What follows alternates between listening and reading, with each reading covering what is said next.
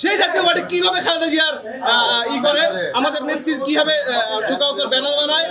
এখন এটা আমরা ছিঁড়ে ফেল দিলে তারা বিএনপিকে উস্কে দিবে যে না আমাদের আপনাদের নেত্রী জিনিসটা আমরা ছিঁড়ে ফেলছি। আপনারা জানেন যেদিন আমরা বগুড়া পার্টি অফিস ভাঙি সেই দিনই ওই দিন রাতে আমরা জাতীয় পার্টি অফিস ভাঙি, ভাঙ্গাবো তাদেরকে উচ্ছেদ করি। কিন্তু আমাদের এই জুলাই যোদ্ধাদের একান্ত আন্তরিক দাবি যেটা জাতীয় পার্টিকে আওয়ামী লীগের মতো নিষিদ্ধ করতে হবে, কিন্তু এটা বিভিন্ন কারণে নিষিদ্ধ করা হয় নাই।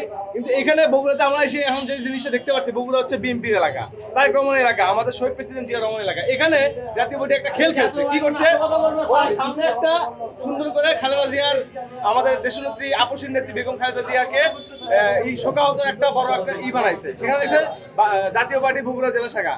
কিন্তু জাতীয় পার্টির কারণেই কিন্তু খালেদা জিয়ার আজকে এই পরিণতি ভাই, জাতীয় পার্টির কারণেই খালেদা জিয়ার এই পরিণতি।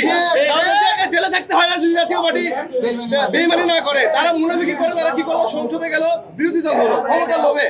সেই জাতীয় পার্টি কিভাবে খালেদা জিয়ার ই করে, আমাদের নেত্রীর কিভাবে শোকাহতের ব্যানার বানায়।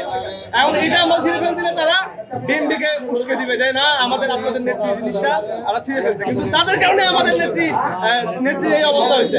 আমরা তীব্র প্রতিবাদ জানাই, জাতীয় পার্টির কোনো আস্থা আমরা কোথাও রাখবো না।